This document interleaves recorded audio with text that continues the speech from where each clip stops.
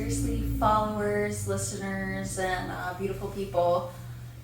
We are going to be talking about life and identity. And I think that there's like a lot to say about this topic. Definitely like to say And about stuff. it could go in multiple ways. I kind of wanted to start this off on like the identity side of it all.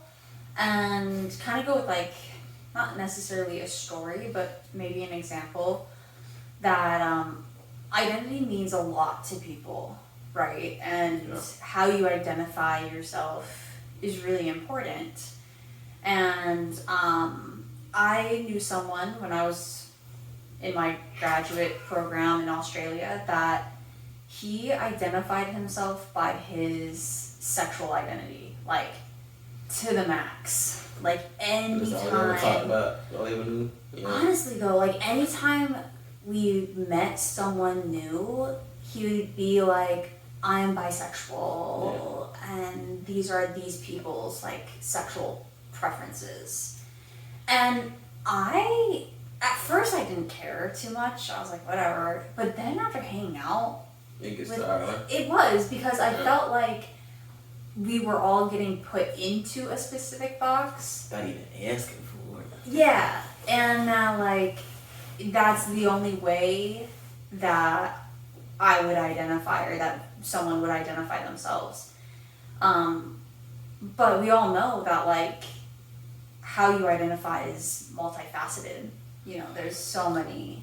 And it's important in a sense. You don't want to come off like too raw to people or too rash. And in this case, this brother was proud that he was, what was bisexual? Bisexual, yeah. Well, they ain't nothing wrong with that.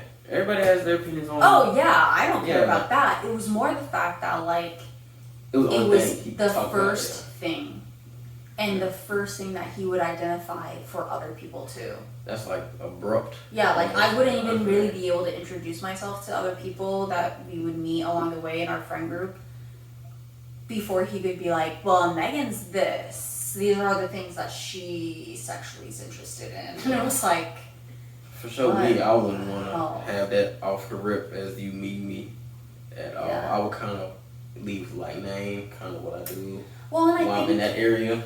I think some people like truly their sexual identity is very important to them, Mm-hmm. and that's okay. It just was like, but now you're putting that on everyone else, and like I don't want to be my first identity is not through my sexuality. Yeah. Yeah. And I'm like, it depends on the Not for person me. too. I mean, because at that point, if somebody says that it can create an uncomfortable environment, Yeah. and in some cases, it may create a comfortable environment. Yeah, it may be like really a conversation point. Mm-hmm. But at that point, that's you like reading the room Yeah. and kind of evaluating who you're talking to. And I do think that like in some situations, yeah, like go ahead, be like, I'm like this as like the first thing that you want to talk about because of communities and like this space, like you were saying, like in some communities or some spaces, like that is kind of like what you lead with, you know, like how you identify as yourself.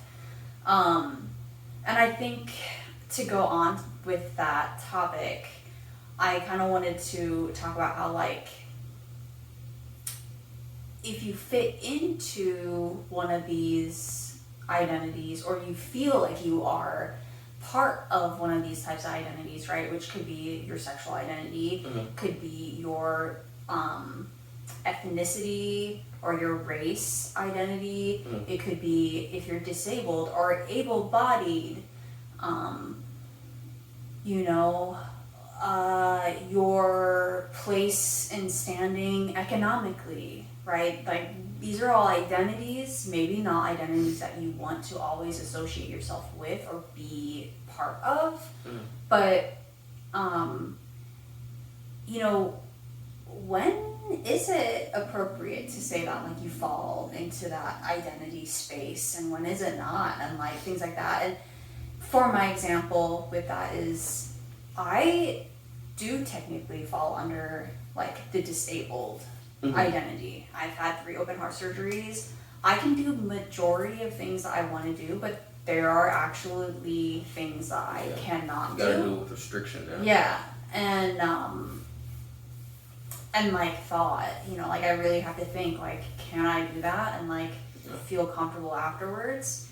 But because I'm able-bodied presenting, do I really get to fit myself in that space or not? And I think for myself, definitely as I've gotten older, yeah, I do get to say that I'm disabled and I get to claim that, and no one else gets to say these things because I have gone through a lot medically. Yeah. But I also have to realize that like I am very fortunate, and it may be hard for certain people to understand, definitely people within that space maybe, that like I also fit within that space. And that's definitely something to be proud of too, because not a lot of people make it out of heart surgeries, let alone 3. Oh, thank you. So I mean, and then the aftercare that has to come, everything out of that. And my mother was a doctor, and she was an on-med surgeon, so I kind of like, at least with me, That was if like it was one of the to me, first things that we bonded about. yeah, so like I kind of understand that space more and like how everything has to go. So like just to recover alone takes about 6 weeks, 8 weeks before you're like Oh my god, the yeah. human flesh is comfortable with doing the things it was once able to do. I couldn't even like shower and look at myself when I had my last Yeah. open heart surgery because you're cut up, you have all this scar tissue and honestly like open wounds. Yeah. And it takes physical and mental toll. Like It even really me, does. like because I played basketball since I was young, 16, 17 years. And though that's something I still indulge in, it's not at the level that I want to be at as of right now. So it's hard because that's all I've ever known. Yeah. Like, if I was to meet And like you... that's another identity, like just like what's your occupation, your athleticism, sport. and like people that go to college or go and do these things, like we know a bunch of guys that they may have gone to college for sports or they just went abroad. Yeah, because that's the space that they felt the most comfortable in. Fell in love with days in the gym, sleeping in the gym. And it's like, that's something that you built over time. So to flip that switch and kind of walk into another life, difficult. And that's something I'm working with right now, because I definitely do still indulge with hoop and everything like that. But it's like, one, understanding that whatever, if it's an occupational sport or whatever you may present yourself as, like one, it may or may not last forever. Yeah. And 2, as a human, I feel like you shouldn't lack the amount of experiences you get to have in this life and just not fulfilling a lot of things. So it's like, with that, it allowed me to kind of go down avenues I haven't thought I would go down. Yeah, I was but just I think that's like a true human experience. Like, I think you should go through multiple experiences and multiple things in this life to kind of like, and even if it's not in your head picture perfect, like you gotta set out. Gosh, like, that is truly. Go through it. You're supposed to go through different emotions. Yeah. And different type of things. So. And as you were saying, like you're kind of like in and out of identifying to something very specific to you and important to you with like the hoop and like basketball. I make certain comments and we've talked a lot about like going off and like doing some type of other business and like I do feel like I'm leaning out of the teacher identity and the teacher role, and I don't know if I want to identify as an educator. Yeah. Definitely for the rest of my life. And I think this is one of the most frustrating things with being someone that's in education or academics is that like you have to play it to you just have to play so safe with it. Yeah. Where like, like I can't share like anything about myself really. I have to like block a lot of my social medias. If I have a public social media, it has to be something where I know that like none of my content is going to get me in trouble, and I think that is so stupid to have to say, because the only reason it would get me in trouble is because a parent or a student wanted to like mess with me. Yeah. And I don't want to live where like my life is in the hands of other people. Yeah. And that is what education is starting to really look like and feel like. And so moving out of wanting to identify as a teacher and that education is really annoying. I take these dance classes, and one of the instructors is a professor, and she's like super well known for her dance, and she gets to do whatever she wants to do, and she's a business owner also. And I look at that and I'm like, I want to be at that point, Right. but also she works for like higher academic, you know, like if people saw her stuff, like no one could say anything to her about it, Right. you know. So like it just has made me realize within like this last year and a half where I'm like, I'm sick of the red tape. Yeah. So yeah. It definitely pisses you off because I feel like, why are you walking on eggshells in your own life? And your Yeah, life? and no one should have to do that. I mean, I've talked to other teachers too, and like I'm sure like I don't know about exactly our audience yet, scrolling through education TikToks and things like that, but a lot of teachers and like people say like, gosh, I can't even like go out and enjoy a drink when you're of age and above, way older of age, because they're afraid that someone may take a photo of them. I mean, just a few years ago, like 2 or 3 years ago, a teacher here in Florida was at the beach, took a photo of herself, put it on her social media, and some kid found it and then spread it around the school, and she got fired. Yeah. And that became, and that was Like, just somebody else's nuisance, like wanted to be nosy. Yeah. And just kind of wanted to kick some around, and she lived her own life. Like if she wasn't in educating, like that No would be one her would day care. to day, every like nobody Yeah, would like care. no one would care. But just People her would just be position, like, oh, she looks good, Yeah. or she doesn't, I don't So- know, but And even with that, like I don't think people think like about what it can cause. oh no, 'Cause, like, it's an entertainment Yeah. kind of thing, it feels like, because you're messing with these other people's lives. Right. Now she lost her job. Now Yeah. she can't provide to her household the way she was. You know, she got kids, husband, she got bills to take care of. So it's like, it sucks because I don't know when the world came to that. I'm like, it is. So now, like you were saying earlier, you have to walk on eggshells in a life that you thought you could freely walk with, but you can't. Yeah. So, oh, that's tricky. It because is. you come across like the humans that do care, and then the ones that don't. So it's like, I think majority of people, or I think people want to feel like they're good people, you know, but there's there's a difference, and it's a big difference. yeah, but to kind of go from like the identity piece into like the life piece, which I think are obviously very combined together, and like how you live your life is also attributed to how you identify yourself within your life. But life is so unexpected. Like the road is so uneven, and the highs and the lows are gonna trip you up so much. And I feel like we have gone through, just personally in our own journeys. For sure. You and I have gone through a lot of highs and a lot of lows. Obviously we've talked about a handful of them before, but like,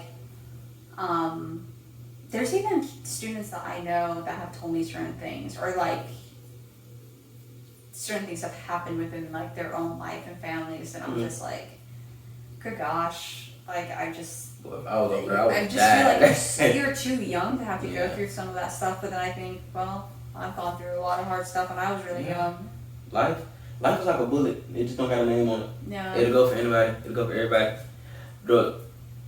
Lately for me, like the advice I've taken out of it is to love your lows and to love your highs. Yeah. Like you gotta love them both. You can't like hate your lows and love your highs.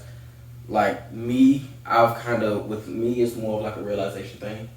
Like, cause humans, we want more. We want more and more and more and more. But like if you don't appreciate it and don't love it, the more you get, the more you're gonna want. It's gonna be like an empty void. Yeah. So it's like lately, I've been loving everything because I appreciate more. Like a new person walked into my life, and me and her, we trauma bonded in a sense.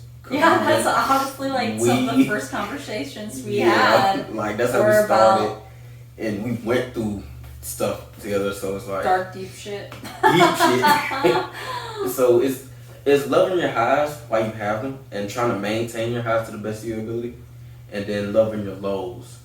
And I feel like that's where really you as a human starts to come out. Because then you see how you manage these situations, how you navigate through these situations, and how you feel, and who's in your corner and who's not. Because there's some people that will only love you at your highs, but then will disappear at your lows. Yeah. So, when you love your lives and your whole, it's really, I said that backwards. Love your lows and love your highs, and then it's a really beautiful thing. You'll hate it, but it's a beautiful thing when you sit back and you reflect on it. Yeah. So that's my one piece of advice I've been getting out of all this BS in these last 6 to 8 months. It's been very, very hectic, but I just you're never gonna stop growing in your life. You know, you're never gonna stop having highs, and you're never gonna stop having lows. yeah. And the only thing that you can do is learn how to be able to handle those highs and those lows. And sometimes it's gonna be easier, and sometimes it's gonna be harder. I think. A lot harder. Yeah, I can't remember. I made a short or like a reel, and I don't remember if it's posted or not yet. But like, you know, I state that things have been really difficult for me, and like, and I know I reference my ex-fiance kind of frequently lately. We've only been apart for like going about now on 3 months, going to be soon on 3 months, and but that was someone that like I've never had like such a great relationship with, and I just like it really, really devastated me. And I mean, half the time I can't even talk about it without crying. I'm impressed with myself that I'm not crying right now. That's improvement. Thanks. But I'm just trying to process it the best way that I can. And then there's days and times where like something happens and I'm like, I'm not processing it well. I am not processing it well. Yeah. I want him back. I want to talk. I want to, you know, revert back. And then there's days where I'm like, I don't want to be a fool. Yeah, I got this. I want to know that I can successfully take care of myself, because that's something that out of this whole situation is something big that I learned, is that I do take care of myself, and I can already, but like I thought I'm gonna get a home, I'm gonna get a partner, I'm gonna have a little bit of money boost and a little bit of happy boost and this and that. Everybody hit the fan like that. Yeah, and then I just realized, shit, I can't necessarily do all that on my own at the place I'm at right now, which is another reason why I want to leave teaching, is that like it's so hard to move up in teaching, and I don't know if I think it's worth moving up in teaching. Yeah.